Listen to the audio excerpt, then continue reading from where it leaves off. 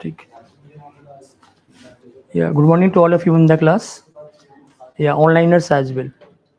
So we are organizing this session to discuss about important topics of art and culture. And may be expected in the coming exam next year, next month, prelims exam, civil services preliminary examination. So we'll pick up some of the important topics regarding art and culture. If any doubt to anyone, you can stop in the middle and ask your doubt, clarify your doubts. So art and culture, mainly regarding, firstly, preliminary examination, prelims called as. However, FT Plus has compiled the list of the events which happened in last 1 year, which may be important for your prelims exam this year. And this book is FT Plus Prelims Express, book called as. So in the pre-examination, there is no any mention of art and culture in the syllabus. What they mention, one line, they mentioned history of India, national movement. So there is no any mention of art and culture in pre-examination. Even though it is not mentioned, but most of the topic in history of India, ancient India, medieval India comes from art and culture. For mains examination, civil service mains examination, they mentioned some topics in art and culture. So 3 topics they mentioned. One is architecture. So architecture is mentioned in the main exam. This is mentioned in the main exam, not in the pre-exam. So though this is not mentioned in the pre-examination, but questions they're asking from architecture. So master the topic architecture for pre-exam as well. It will help you for main exam as well. So only 3 topics, I repeat, only 3 topics mentioned in the main exam. First is architecture, and second is literature, also mentioned. So in the main examination, for example, they asked lots of questions on literature. Like previous years, they asked the questions on Sangam literature. They asked the question on Persian literatures.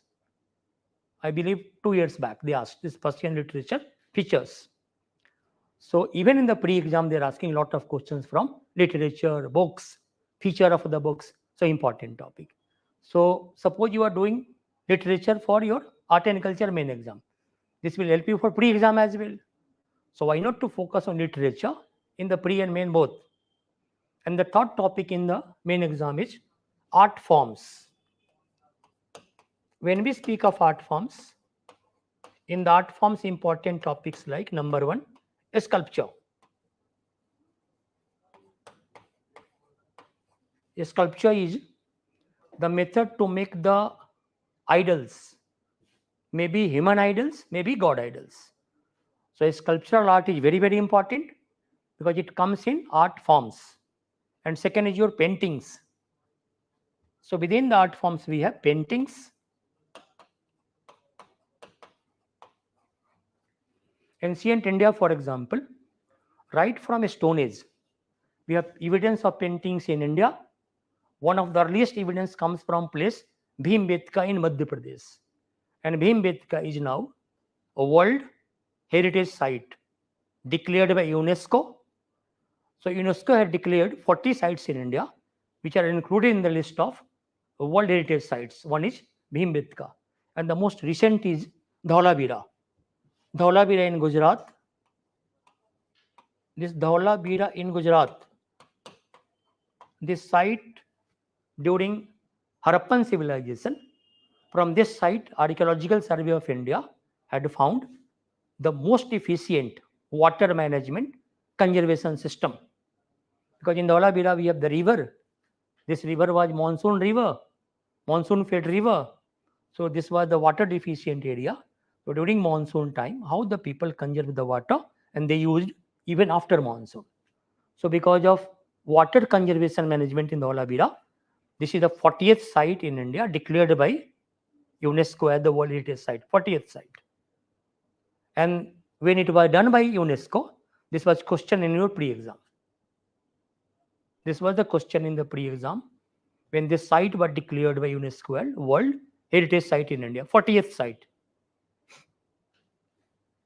So now we have to outline which are the important topics for pre-examination. So firstly, what you can do, you go through this prelims express compiled by FT plus, and this prelims express contains all the important developments during the last 1 year, important for your pre-examination this year.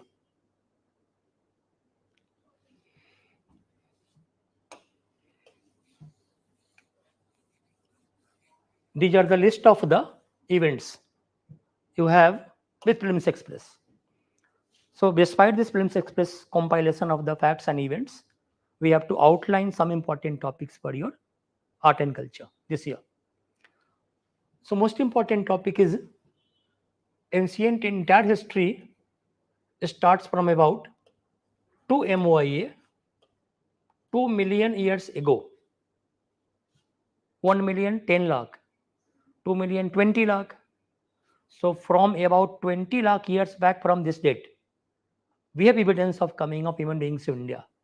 They started coming to India and they started living in India, and this age is called as Stone Age culture. So from Stone Age culture to MOIA up to 1947, we have your syllabus of pre-examination. This entire phase has been divided into 3 parts. Earliest part is your ancient India, from about circa means about 2 MOIA up to 750 C. This is your early India or ancient India. It was followed by medieval India. Second part is medieval India from 750 C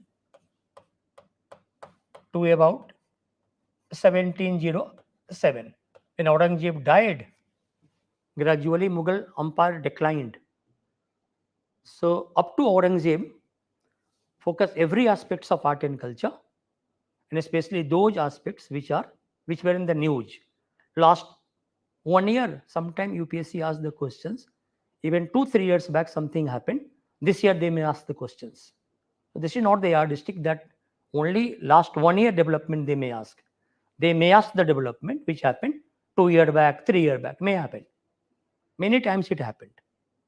So don't focus only on the 1 year developments, art and culture, but more than 1 year, 2 year, 3 year, recent developments may be asking. So this should be kept in mind. And third is your modern India. Modern India is better called as colonial India. Why called colonial India? Because India for the first time, last time became colony of Britain from 1757 onwards. It remained the colony till 1947. Colony means always perpetual foreign rule over India.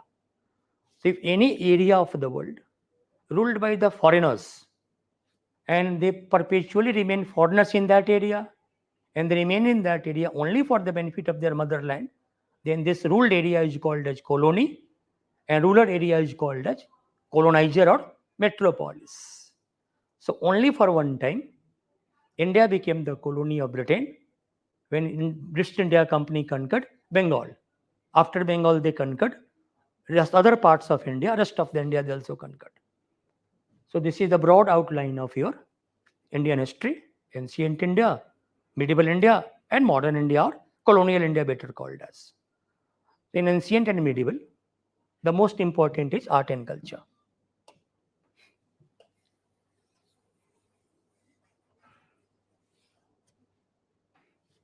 So in art and culture, the most important is belief of the people, and most important belief is religion.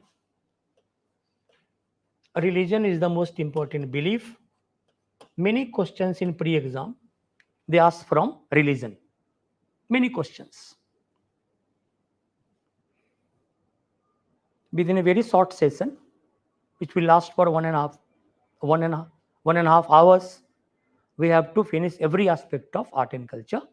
which are important for pre-examination. So we will have to look into very broad outline of the things. The detailed thing you will get into prelims express. Right? So religion, for example, in ancient India, one is Hinduism.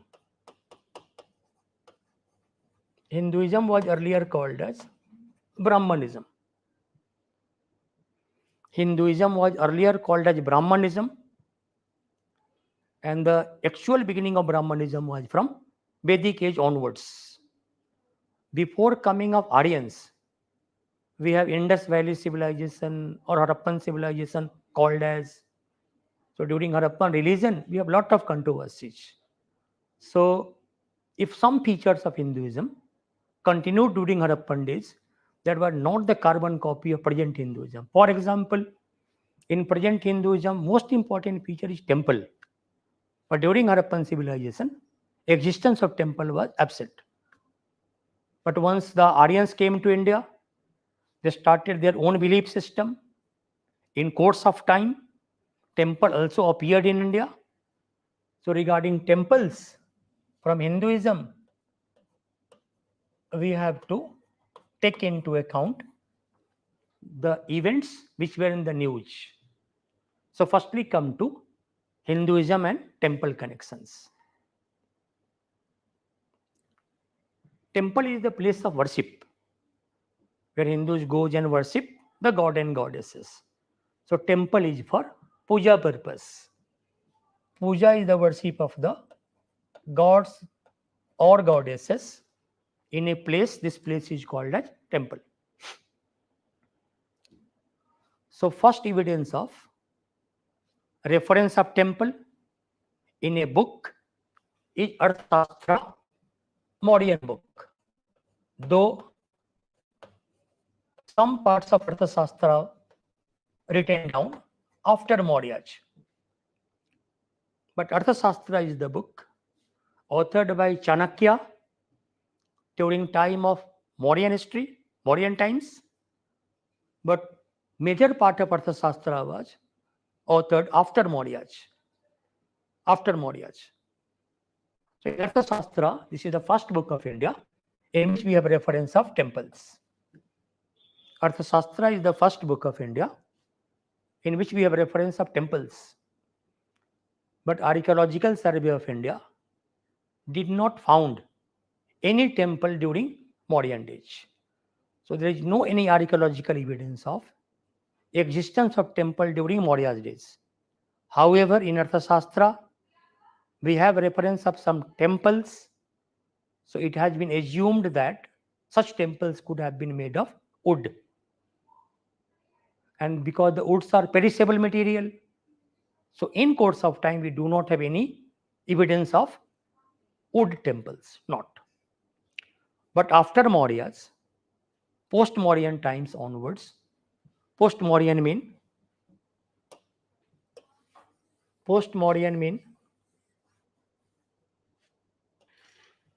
from about circa 200 BC to 300 C, that is our post-Mauryan time. After Mauryas, many foreigners came to India, ruled India, many Indian kingdoms emerged, and they started the practice of construction of temples. So archaeologically, earliest evidence of temple in India from post-Mauryan time onwards. And after post-Mauryan time, during Gupta's days, post-Gupta's, early medieval India, we have lot of temples were constructed. Right? So regarding temples, some new developments are: one, Hoysalas, who ruled in Karnataka areas, Hoysal dynasties. They ruled in Karnataka areas, Hoysalas, and they built lot of temples in their areas.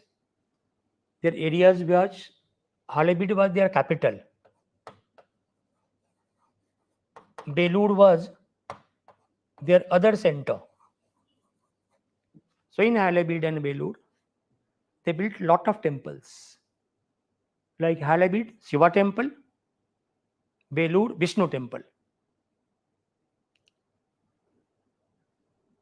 And Ministry of Culture now proposed that these Hoysala temples should be included into UNESCO World Heritage Site. So this may be important for your this year exam. Ministry of Culture had proposed that the Hoysala's temple should be included in the list of UNESCO World Heritage Site. So one is the Hoysala temple. We'll come to this temple. So they won't be asking direct question on Hoysala temple, whether proposed or not. They may ask some of the features of the temples, in which architectural form this temple was built, maybe. We'll come to this aspect. Other important development was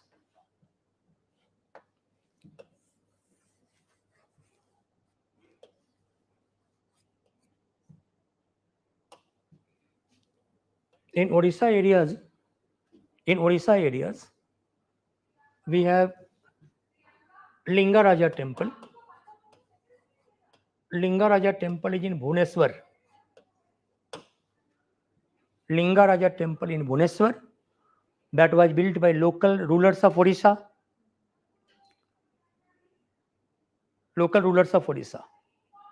So government of India had opposed some of the programs of Odisha government, and those programs were for construction around this temple, because such moves of Odisha government violates the law of India, that is Amasar Act, Archaeological Ancient Monuments and Archaeological Sites and Remains Act 1958, opposed by ASI. Because according to this law, suppose if any monument is declared as heritage monument, if any monument declared a heritage monument, from this monument within 100-meter radius, this area is the prohibited area called as. If any monument declared as heritage monument, from this site about 100-meter area is prohibited zone. In this zone, no any construction is allowed.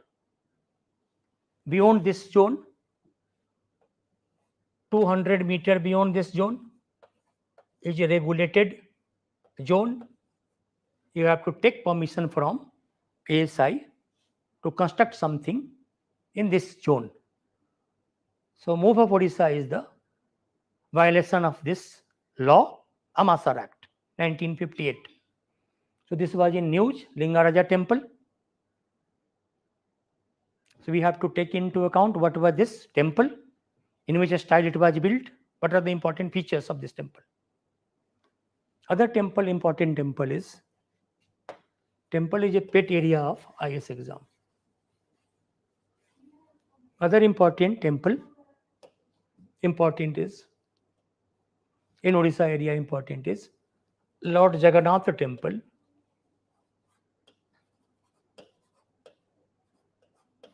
Center also opposed some of the beautification program of the Jagannath temple, because this is violation of the 1958 law, Amasar law. So Puri temple, Jagannath temple Puri, Lingaraja temple Bhubaneswar may be important for this year exam.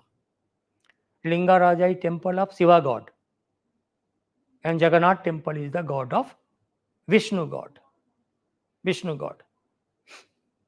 So in Hinduism we have the god Vishnu. If Hinduism want to assimilate the folk cultures, so folk deity was included into Hinduism, and this is the reason why Vishnu is worshipped in different forms, like Jagannath god in Odisha, Vithoba god in Maharashtra area. Vithoba also was the folk deity incorporated into Hinduism and worshipped as Vithoba god.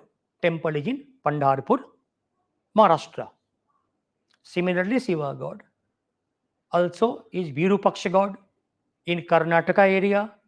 The tendency of Hinduism was to incorporate the folk deity into Hinduism. So how to incorporate the folk people into Hinduism? If their god and goddesses could be accommodated into Hinduism Brahminical order. And this is the reason why we have Virupaksha god, which was the chief deity of Vijayanagar kingdom or Vijayanagar empire. So Virupaksha is the form of Shiva god. Next important temple may be useful for you is Khajuraho temple. In Khajuraho is the place in Madhya Pradesh. Khajuraho is the place in Madhya Pradesh. This area was ruled by Chandela Rajputs. So these Chandelas constructed many temples in Khajuraho. Chandela rulers in Madhya Pradesh, they built lot of temples in Khajuraho. Like for example, Kandaria Mahadev temple, Shiva temple. It was built by Chandela ruler Vidyadhar. And why Vidyadhar is important? Because he was one of the Indian rulers who had defeated Mahmud of Ghazni, who invaded India in 11th century. So in the memory of the defeat of Mahmud, to celebrate his victory, he built a temple in Khajuraho, that is Kandaria Mahadev temple, largest temple at Khajuraho. Other Lakshman temple in Khajuraho, also built by Chandelas. So why Khajuraho temples are important for this year? Because in Khajuraho, we have the dance festival Khajuraho organized. So all are given in this Prelims Express FT+.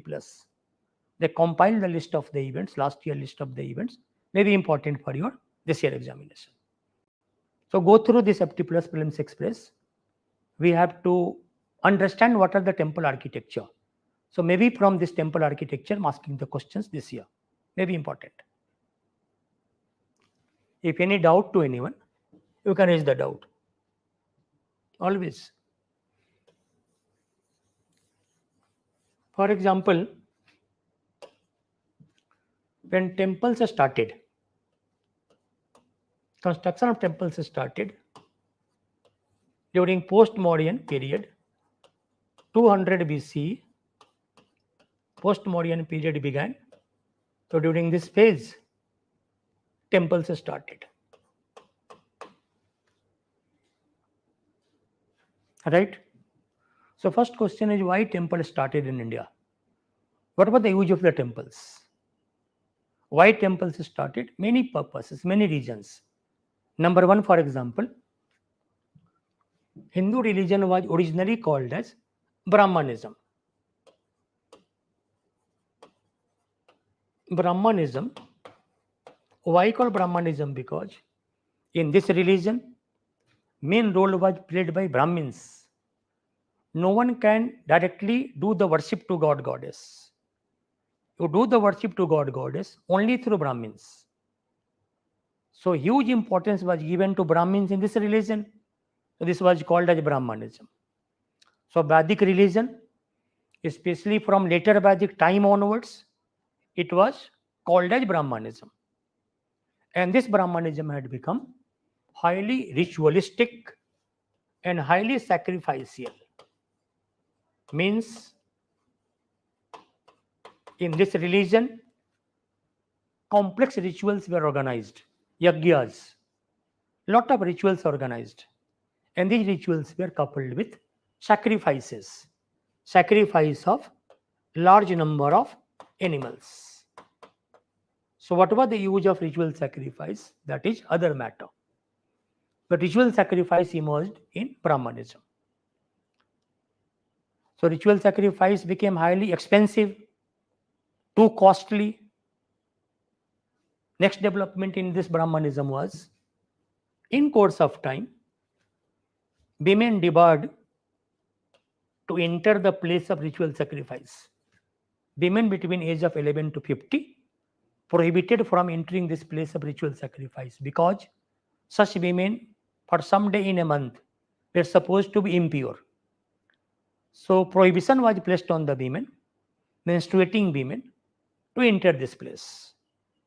Next development was, those castes called as lower castes, untouchables, also cannot enter these places because these castes were doing some filthy or polluted occupations. So this place is sacred. So if these persons will enter this place, God will get defiled. So to keep this place sacred, impure persons cannot enter this place. This is the reason why this became highly rigid. Brahmanism became highly rigid religion. And this is the reason why in 6th century BC, we have a rise of some new religions. Most popular became Buddhism and Jainism. This is the basic background of rise of new religions called Buddhism and Jainism. Both started becoming very popular at the cost of Brahmanism. Clear to everyone?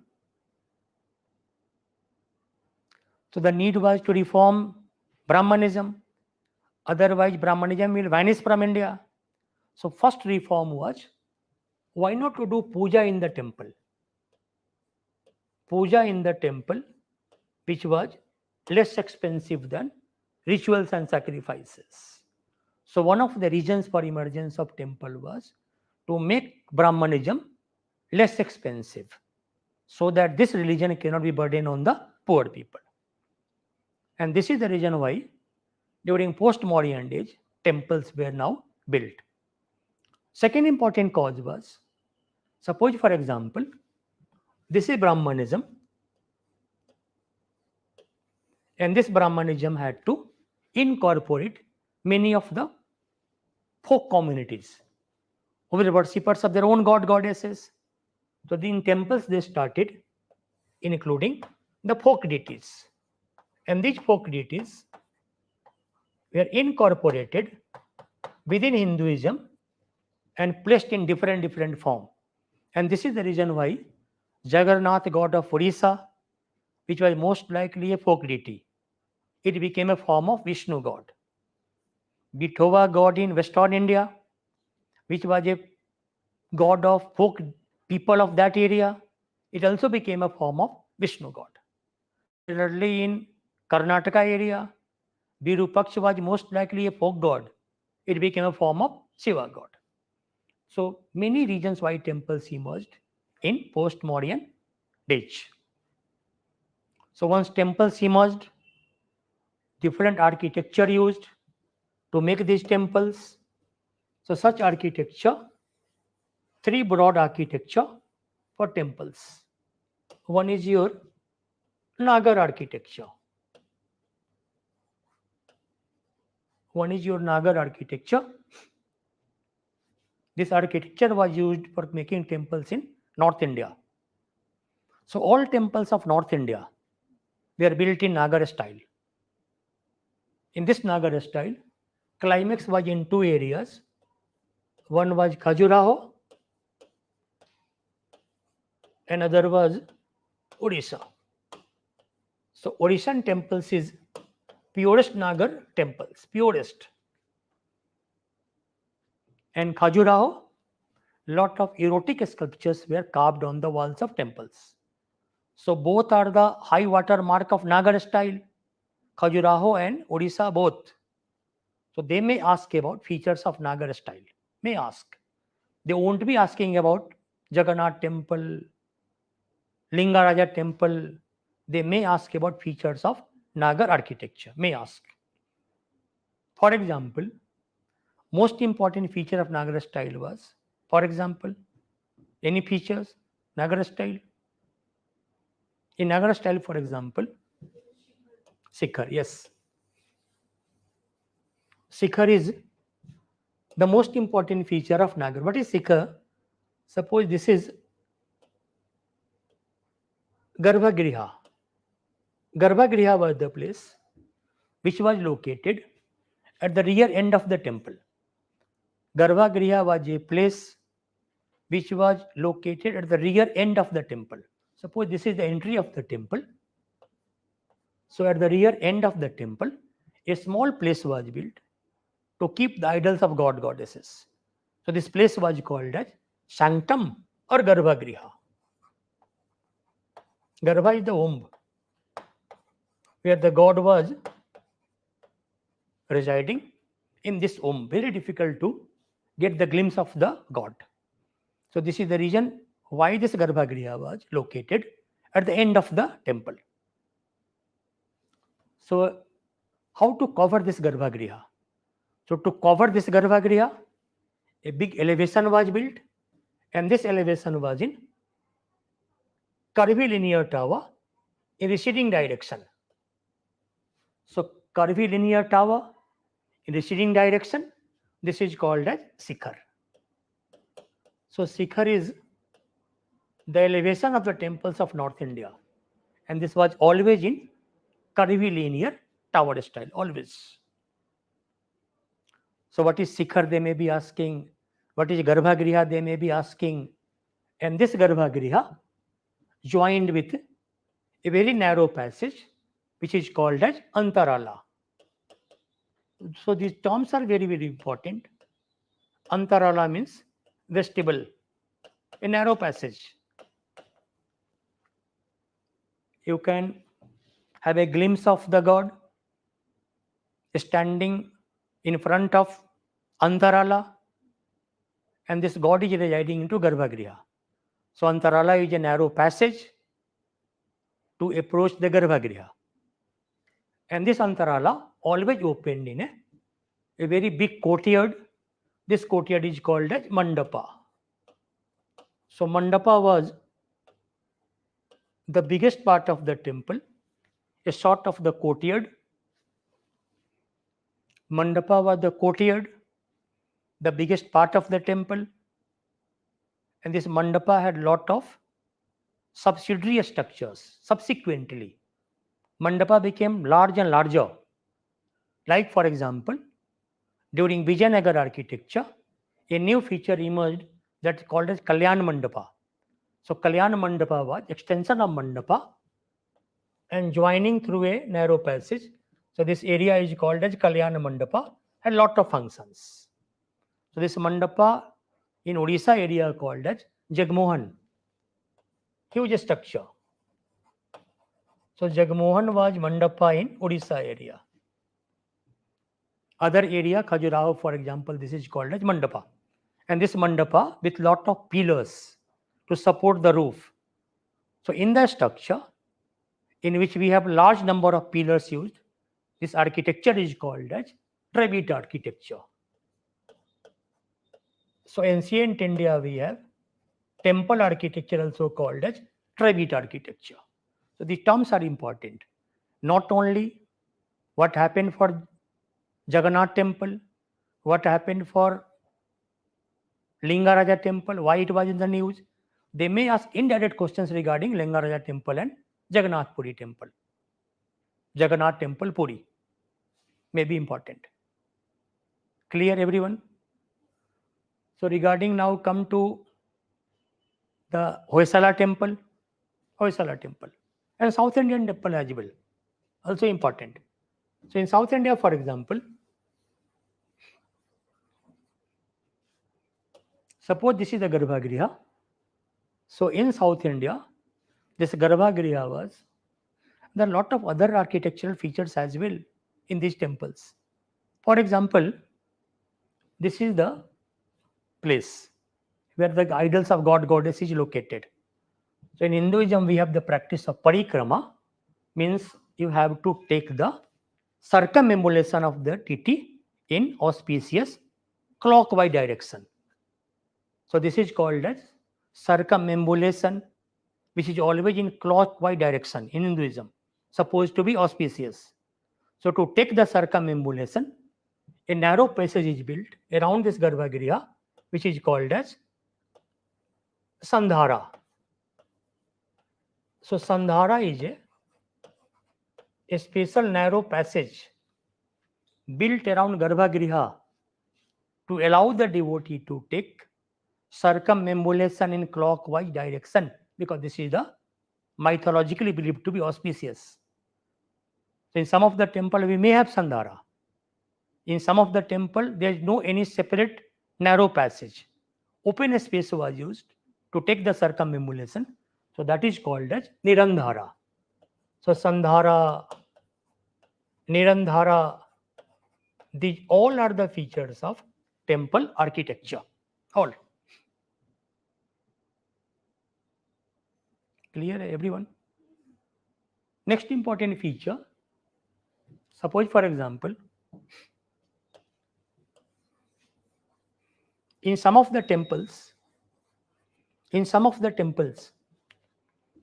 along with the main deity, suppose this is the Vishnu god, this temple dedicated to Vishnu god. So idol of Vishnu god should be kept into Garbhagriha. If this temple dedicated to Shiva god, idol of Shiva should be kept into Garbhagriha. And Shiva is generally worshipped in form of linga. A cylindrical stone is placed there. Vishnu in form of many forms, Vishnu temple. So suppose for example, this temple, not only the main god idol is kept. If subsidiary god goddess idol is kept, for them a separate structure is built near the main Garbhagriha. So this for the first time emerged in Vijayanagar temples. This is called as Amman shrine. Along with the main deity, subsidiary deity, usually the wife of the god is placed nearby in a separate structure. This is called as Amman shrine, and first emergence was in Vijayanagar architecture. Vijayanagar was a Hindu kingdom which emerged in Karnataka area, city Vijayanagar.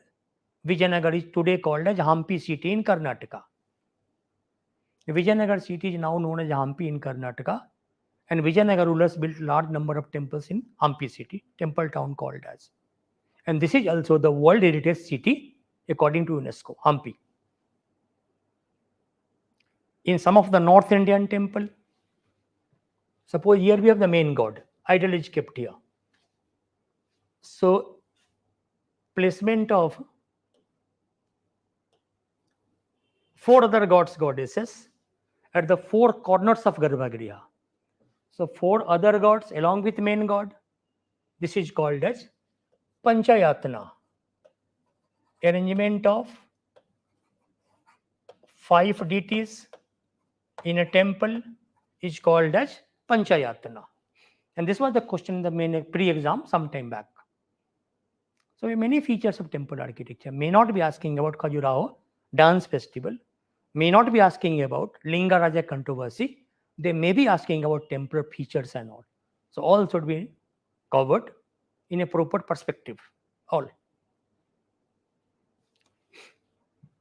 Now come to South Indian, a special temple feature. Then we will come to Hoysala temple. Firstly come to South Indian temples. Then we will come to Hoysala temples. In South India, temples were firstly started by Pallavas. Pallavas were the rulers of Kanchipuram, and they firstly started constructing temples in South India. They constructed temples in Mahabalipuram, that was called as Mamalapuram. So they started architecture in temple construction, that is called as Dravid architecture. So in North India we have Nagar architecture. In South India we have Dravid architecture. It was in some ways different from Nagar. For example, in North India we have elevation, Shikhar. In South India we have Vimana, which is covering of a Garbhagriha with pyramidal tower in receding direction. The structure is called as Vimana. So Vimana was different from Shikhar. Shikhar was curvilinear tower and Vimana was pyramidal tower in the shape of pyramid in receding direction from bottom to top. And this Vimana was profusely decorated. So profuse decoration of Vimana is feature of South Indian temple architecture. Other important feature of South India temple, for example, is entire temple complex is encircled by a wall, and this wall contains usually 4 lofty gateways. So this lofty gateway is called as Gopuram. Entire temple complex encircled by a very large wall, and this large wall contains usually 4 lofty gateways. In construction of gateways was through same Vimana style. So this gateway is called as Gopuram. So Gopuram is the most important feature of South Indian temple architecture. And after Pallavas, the climax was during rule of Cholas. So Chola temples and Pallava temples both were built in Dravida style. Both.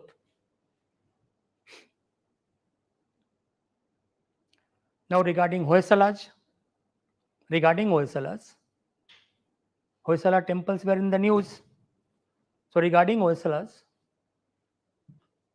the most important feature of temples are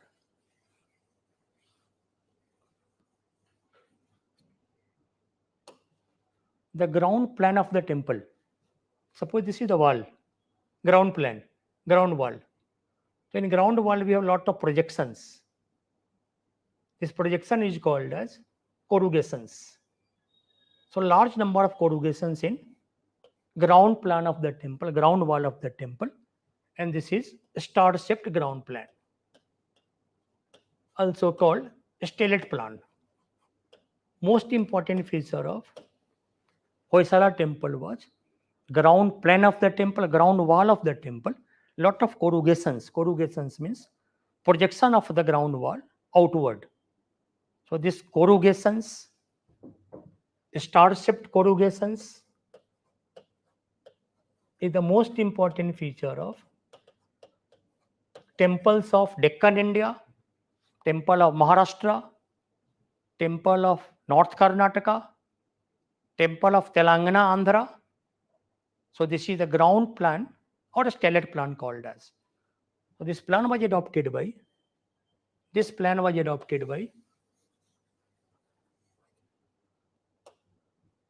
Chalukyas, who ruled Western Deccan,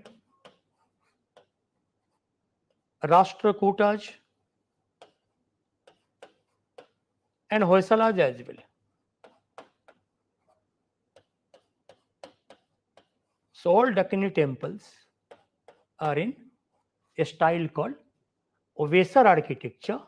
Vesar means mixture or hybrid. Why Vesar mixture? Because this place is located in between north and south. So some features of north they adopted and some features of south they also adopted. This architecture became a hybrid architecture or mixed architecture. So regarding Hoysala, this is important. Hoysala temples.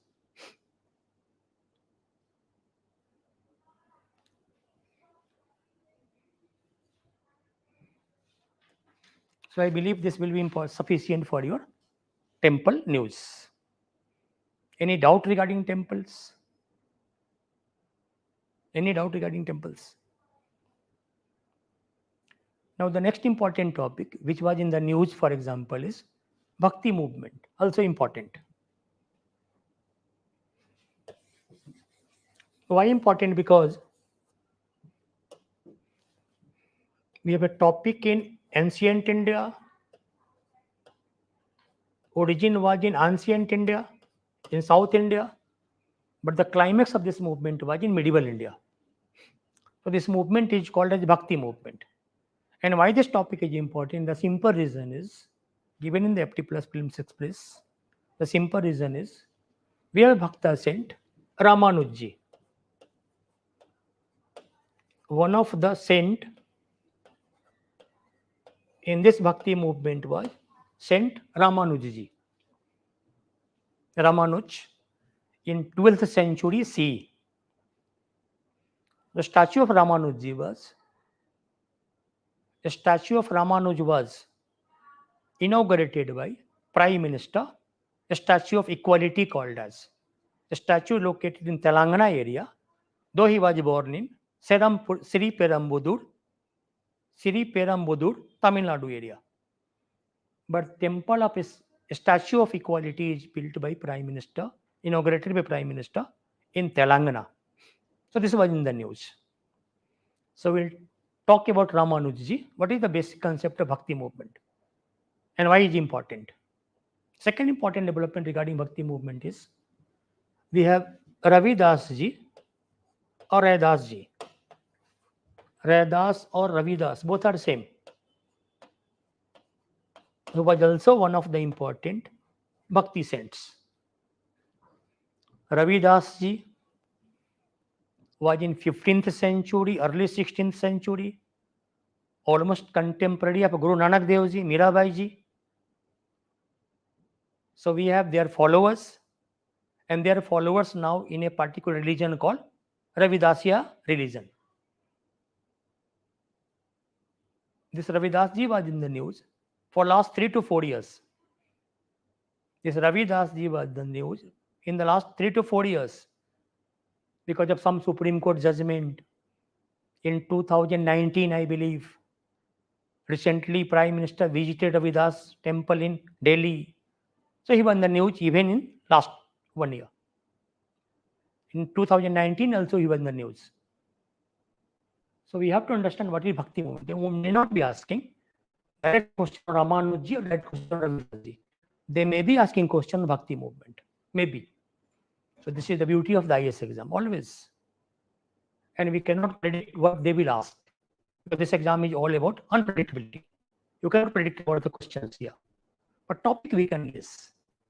And direct question they may not be asking. So you have to understand what is Bhakti movement, why, where happen, contributions and all. So that we have to do. This is not like the current affairs questions. This is like art and culture questions. So we cannot figure out what will be the precise question. But we can link these questions with current news. Like for example, they may not ask direct questions on Ravidas ji, direct question on Ramanujaji. They may ask questions regarding Bhakti movement. So firstly come to what is Bhakti movement, broad understanding. Bhakti movement was a movement within Hinduism. It was called as Brahmanism, later became Hinduism. Hindu term was used by Arabs because Arabs had a lot of difficulty in pronouncing the word Sindhu. So people living around Sindhu area, they started calling them Hindu. The name became Hindustan. And because of Indus River, Sindhu River, it also called as India. So the name India, Hindu, Hindustan, all derive from river Indus or Sindhu. Right? So in Brahmanism, we talked about it had become highly ritualistic, highly sacrificial. Before coming of temples, ritual sacrifices were the main way by which you can worship the god, goddess. No other way. It was deliberately made ritualistic because of Brahmin monopoly. They wanted to keep monopoly over this religion. And there are a lot of economic advantage. And Kshatriya got a lot of political advantage. Because through these rituals, political power of Kshatriya was highlighted by Brahmins.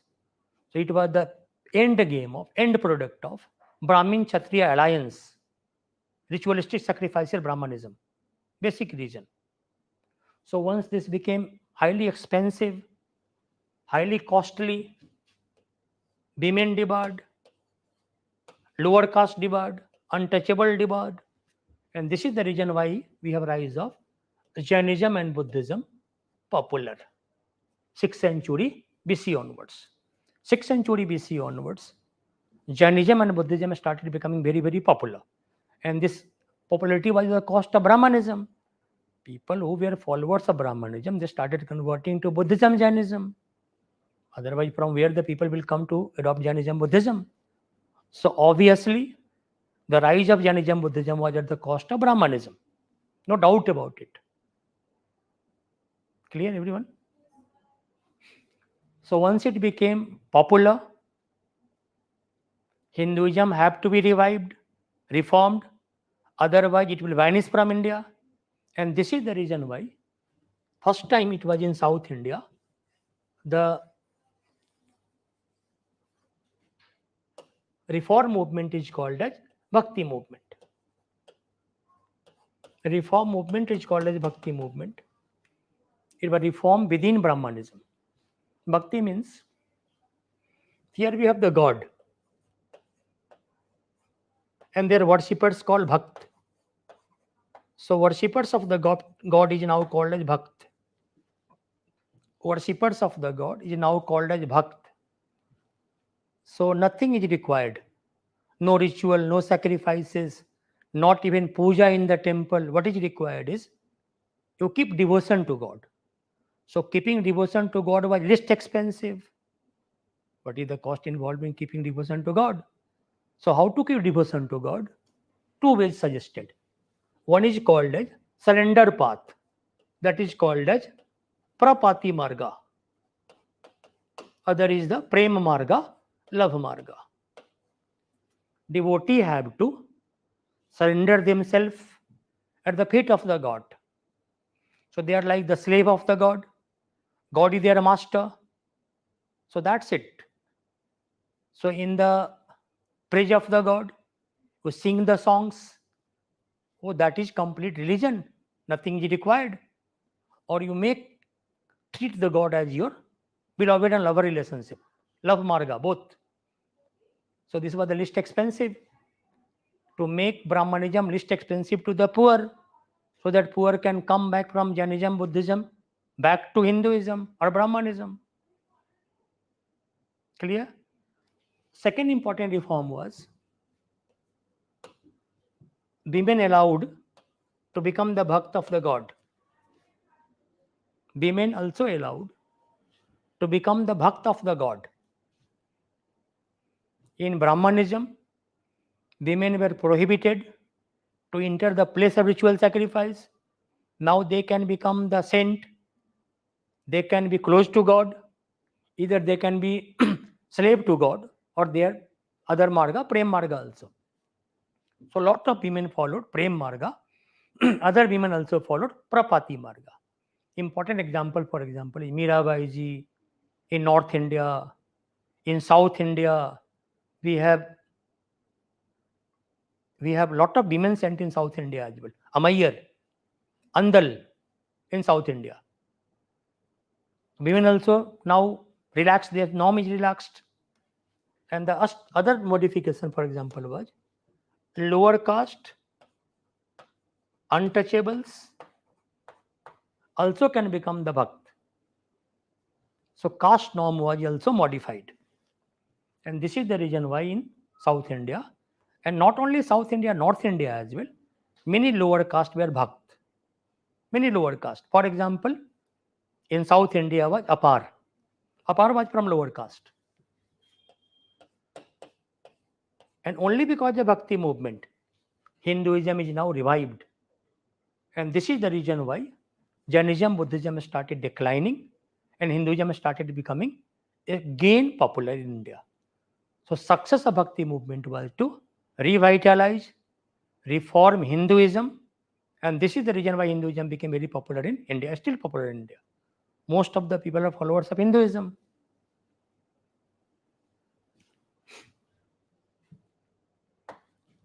So in South India, two types of bhakti merged.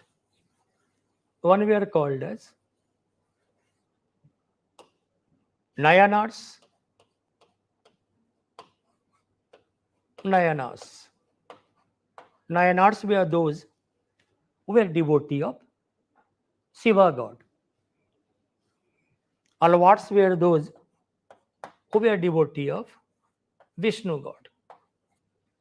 So Bhakti movement was started by Nayanars and Alvars in South India, Tamil area, Tamilam areas.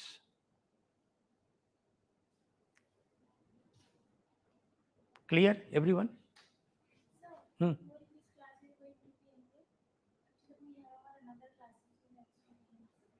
I believe this class will end very shortly. 1 o'clock, this class will end. 1 o'clock.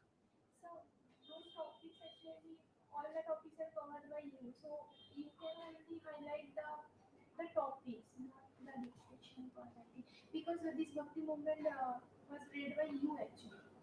Okay, I taught you Bhakti movement earlier, Yes, yes. So but Bhakti movement important for Ramanujam case. That is the reason why we are writing all this. Because this class is online also. yes, but this Nayanas and this all आपने तो पढ़ा लिया ना हम लोग हाँ हाँ हाँ. this is just topic को अगर आप सेट डिक्टेट कर दीजिए Only topic you want, na? These are topics you have to do. हाँ बस Topics कोई only. कोई चीजें जो आपने नहीं कराया तो वो आप बता दीजिए नया से तो वो क्या मैं अच्छा अच्छा.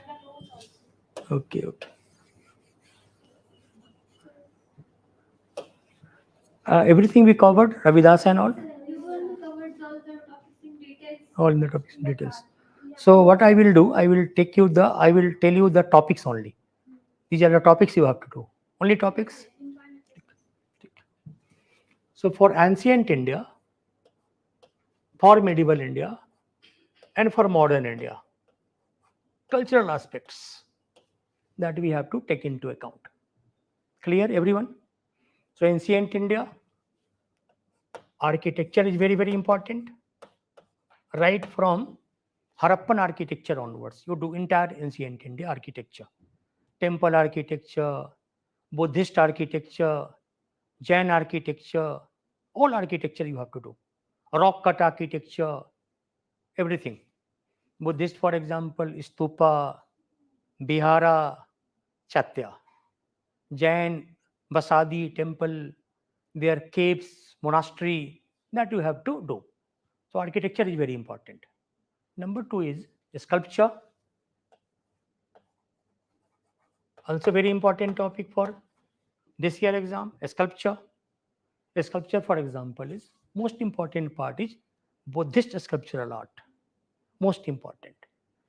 Like we have 3 schools of art had emerged in Buddhism: Gandhara art, Mathura art, Amravati art. 3 are very, very important. Schools of art. Sculptured image in Hinduism as well. Important. For example, recently India retrieved lot of stolen idols from America. That is coming to India. India has retrieved many stolen idols from South India, which had went to America. It is coming back to India. And most of these idols were made of Cholas. So during Chola time, many idols were built, which was smuggled out of India. It went to America. And largest objects, smuggled objects, goes to America. Largest objects from India went to America. All is coming. So Hindu sculptural art, architecture, all are important. Third is your painting. Right from Bhimbetka paintings, Ajanta painting, climax. What is the theme of such painting? Styles of such painting. Do everything, paintings. This year, for example, given in the prelims express, one important painting is Basoli painting. Basoli painting is important because Basoli painting got now GI tag. GI tag Basoli painting got given in prelims express. So Basoli is the Pahari painting. Basoli is the place in Jammu and Kashmir area, hilly state. So there the paintings were being done, which now got GI tag.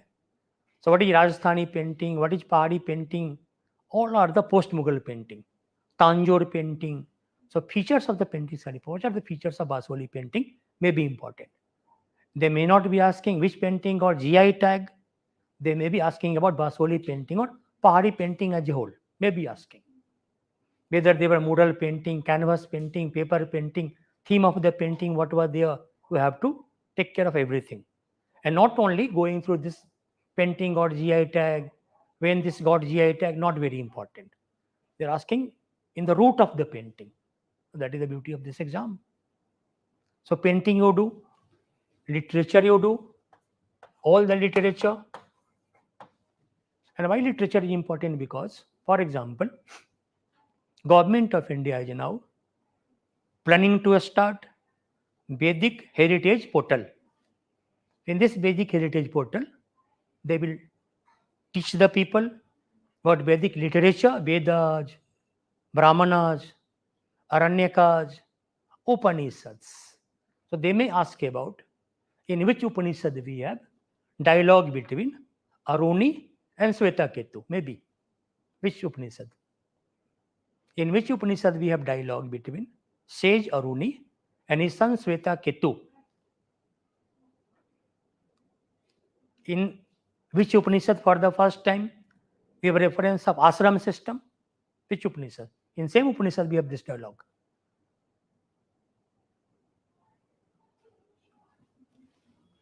I taught you Upanishad. Chandogya Upanishad is the Chandogya Upanishad is one of the earliest Upanishad. It was composed during later Vedic period. Later Vedic means between 1000 BC to 600 BC. This was the first Upanishad in which we have reference of 3 ashramas. Not all the 4 ashramas. Only 3 ashramas are mentioned in Chandogya Upanishad. Ashramas means division of the life into stages. First is Brahmacharya. After Brahmacharya, Grihastha ashram. Do the marriage, discharge the duty of a father, discharge duty of a husband, householdership. And if you are fed up with this ashram, temporary time you can go for Banaprastha ashram. So only 3 ashrams are mentioned: Brahmacharya, Grihastha, and Banaprastha. So first reference in Chandogya Upanishad. In same Upanishad we have reference of dialogue between, famous dialogue between sage Aruni and his son Swetaketu. Swetaketu and Aruni dialogue, very important dialogue. In ancient India, for example, dialogue was going on between teacher and the student, guru and disciple, guru shishya parampara. So in ancient India, this was not only, this dialogue was confined between student and teacher. We have public debates as well. So for public debates, we have a special place in ancient India. What was that place called as? They may ask about term. They may ask about terms for all these public debates. The place in ancient India where public debate happened, that place was known as what term?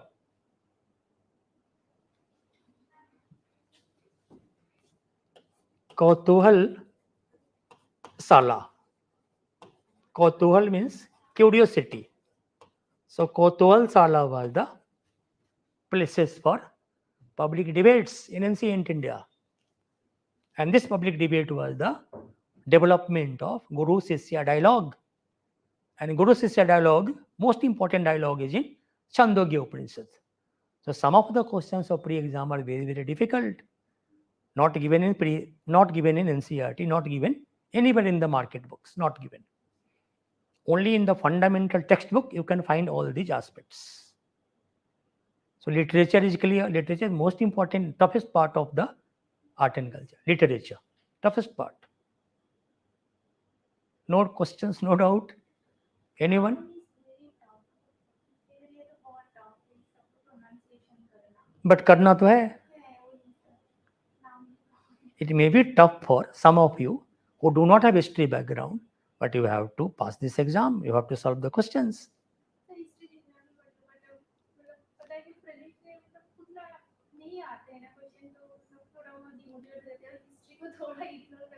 No,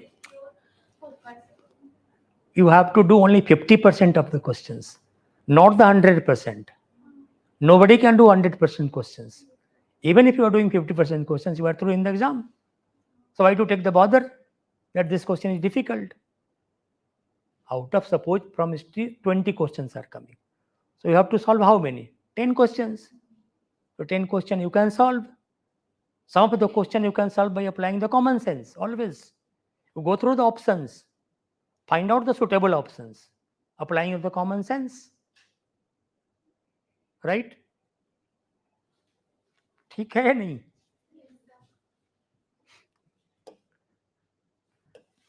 So ancient India literature also important. Religion is very, very important. Religion is most important part of art and culture. Very, very important. Give maximum time to religion. Jainism, Buddhism, Hinduism, ancient India. Very, very important topic, religion. In medieval India, you do the same thing with religion like Islam. Islam, Sufism, very important topic for medieval India. Earlier topic like architecture you have to do. Architecture you have to do. Literature is the Persian and Arabic literature. There is no any sculpture. Delhi Sultanate, no paintings. Because in Islam, carving of image is prohibited. Only under Akbar, painting department was started called Tasveer Khana. And Akbar started this painting department by taking some other grounds given in Akbarnama or Aine Akbari. Akbarnama has 3 parts. Third part is Aine Akbari. So in Aine Akbari it is mentioned why Akbar started Tasveer Khana. Though this was supposedly according to Shariat law, this was in Islamic practice. He was started. So Mughal painting features, name of the painters, which was Persian painter, Abdus Razzaq, Abdus Samad, Mir Sayyid Ali, Hindu painters. So name of the painters also important. During Akbar time, Jahangir time, Shah Jahan time, important painters. During time of Aurangzeb, it was discontinued. Aurangzeb discontinued this practice of painting. So now I will take about some time, 10 to 15 minutes time regarding modern India. Also important. So in modern India, for example, colonial India, better called colonial India,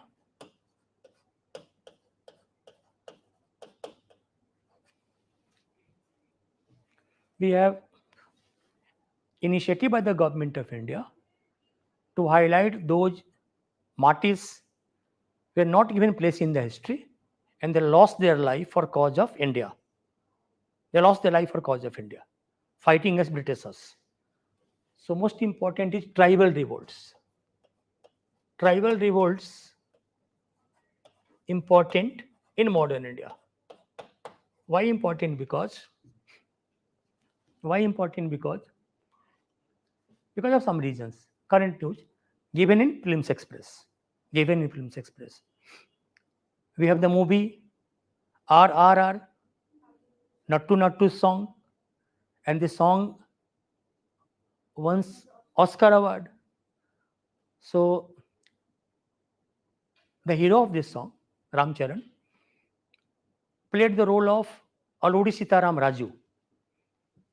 So who was Aluri Sitaram Raju? Why important? Aluri Sitaram Raju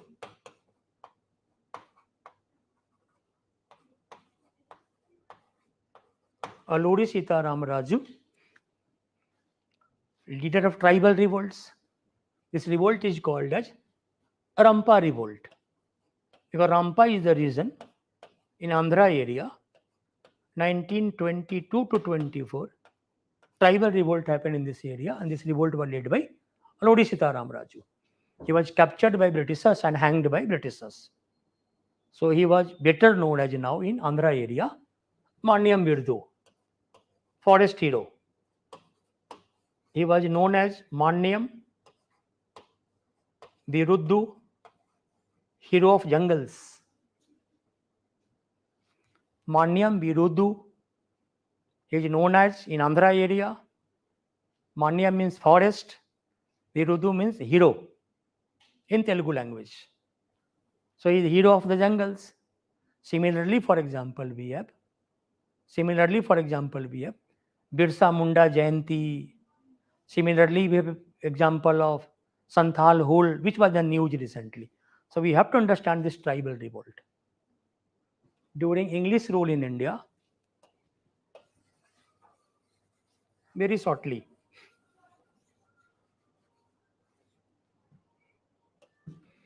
1757, Bengal was conquered. From 1757 till 1947, we have English rule in India.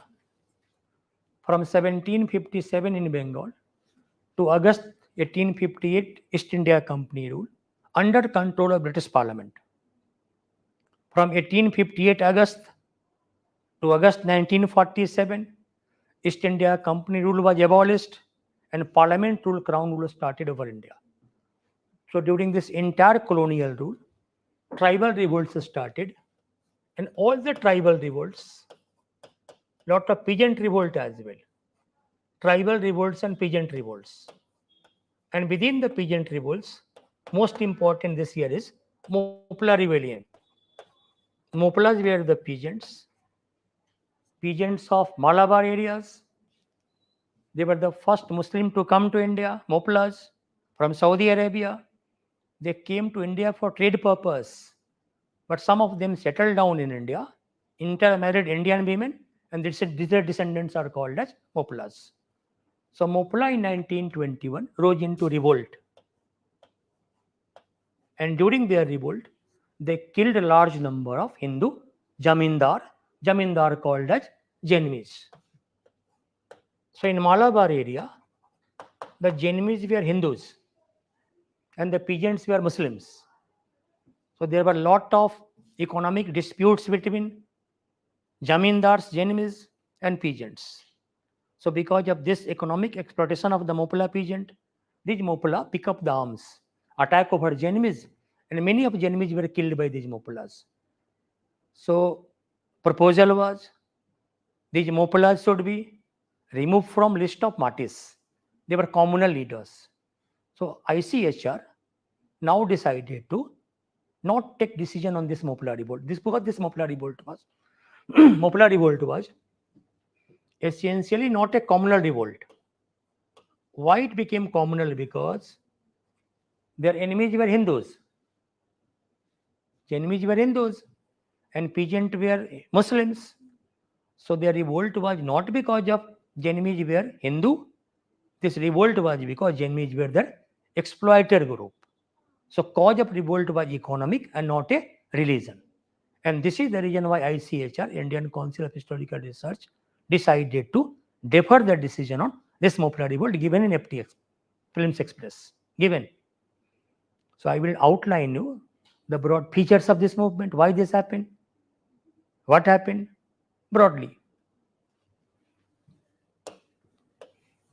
So we have Alluri Sitaram Raju in the news, Mopla revolt in the news. So they may not be asking about direct question on Alluri Sitaram Raju, may not be asking. They may not be asking direct question on Moplas. They may be asking about peasant and tribal revolts, may be asking. So all the peasant tribal revolts during this time, we can divide into two parts. From 1757,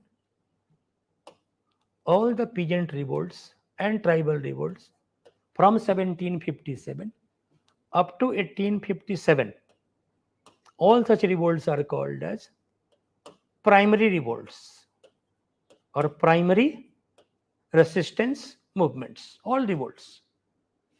All the revolts which started after establishment of English rule in Bengal. In Bengal, a lot of revolts happened. Sannyasi revolt, Chuar revolt, Rangpur revolt, Barasat Vidro, lot of revolts happened. Many revolts happened. Peasant tribals both revolted. So all revolt is called as primary revolts.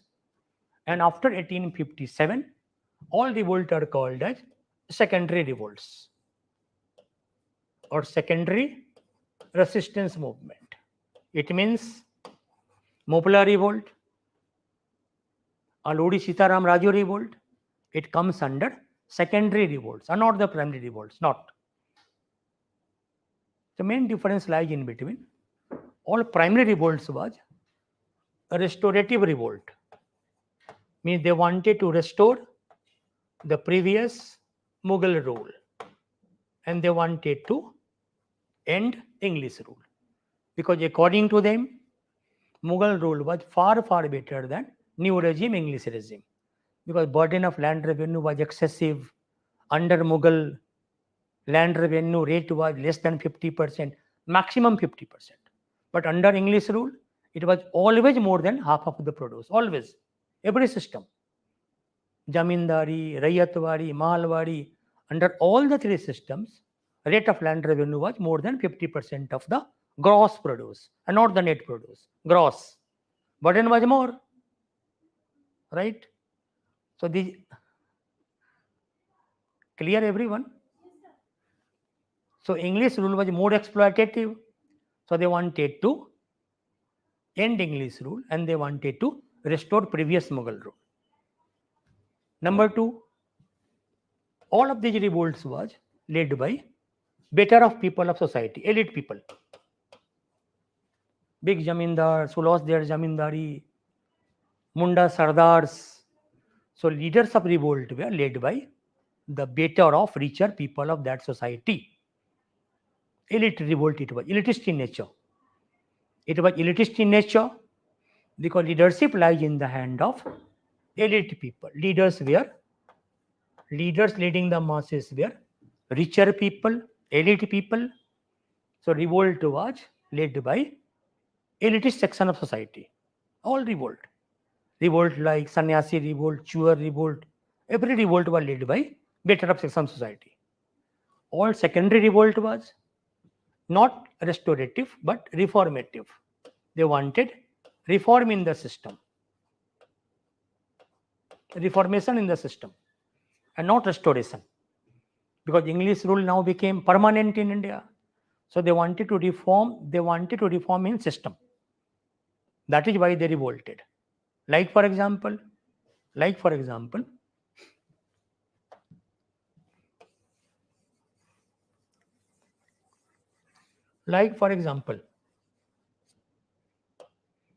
Munda tribes of Jharkhand, Mundas. Birsa Munda was in the news. Birsa Munda belonged to Munda tribe. So Munda revolt started way back in 1780s decade. Munda revolt started way back in 1780s decade. So this revolt is called as Sardari Ladai. Why called Sardari Ladai? Because this revolt was led by Sardars. Ladai means fight on behalf of Sardars or Mundas. So British government took their land. Sardar rule now ended in this area. So this Munda tribe revolted against English rule, led by their disposed Sardars. So this revolt is called as Sardari Ladai, led by Munda Jamindars, Munda landlords, because their rule now ended. Their land was taken away by East India Company. Same Munda Ladai in 1899, 1900 is called as Ulgulan. It was led by Birsa Munda. Birsa Munda was very poor Munda, very poor. Sardars were richer people. So Birsa Munda wanted.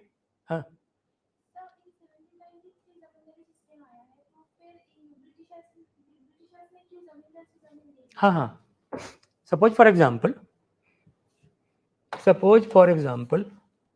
East India Company started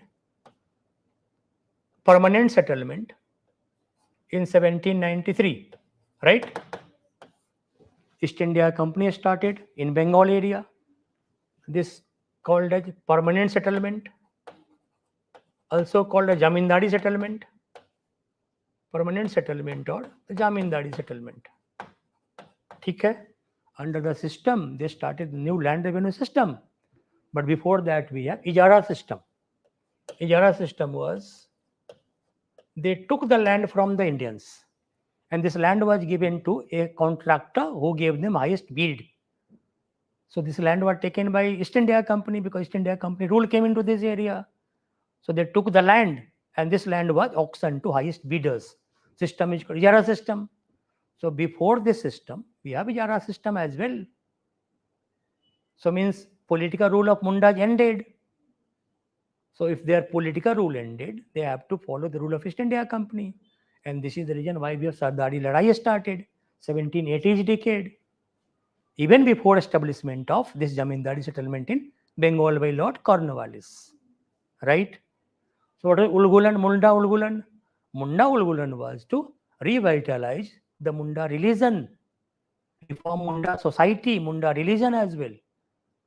So the nature of the revolt is different. Here restorative, they are reformative. And here led by elite people, and they are led by subaltern people, poor people. Subaltern. These are the two basic differences between all the tribal revolts and peasant revolts of colonial India. Apply everywhere the same logic. This framework will be valid for every revolt, whether peasant or tribal, every revolt. Clear, everyone? So this is Munda Ulgulan. Similar thing happened with other tribal revolts as well. Santhal, Naga revolt, Manipur tribe revolt. Everywhere happened same thing. So you have to memorize Santhal revolt called Hul, Munda revolt called Ulgulan, and most important peasant revolt, the news was Mopla revolt. Mopla revolt cause was basically economic, but why it took communal color? Because rebels were Muslims and target were Hindus, Jamindars. So this is all regarding your this important topics. You go through this Films Express. But besides this current affairs, you have to take into account the previous static questions as well. Something is always relevant, always relevant. History is not like the international affairs, international relations, not like that. History you have to do, master the traditional aspect of history as well. Any other doubt regarding this prelims upcoming question? Not doubt actually. I have problem with South Indian names of like painting, dance, or literature to memorize this. What to do, sir? One reading may not be sufficient. At least three to four reading you must give, 3 to 4 reading. Only then become clear to all of you. By reading only, suppose for example, you have a lot of Sangam text. Ittu Togai, Patupath, Tolkapiyam, how many verses, what is the theme. So you have to take into account. But while doing this all type of questions, you have the 4 options. Look for the options always. Eliminate those irrelevant options. Come to the conclusion. So this is the way you can crack the pre-exam. Even if some questions you are not aware of, don't get disheartened. You sit down, cool and calm, apply your mind, apply common sense, and then come to the conclusion. May be correct. 50% chance is correct. Clear? No any other doubt? So shall we end the session? Shall we end? Any other doubt? Any other queries?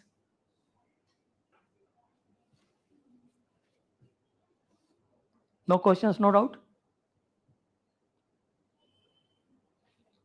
So this is all. Thank you. Thank you very much. Thanks.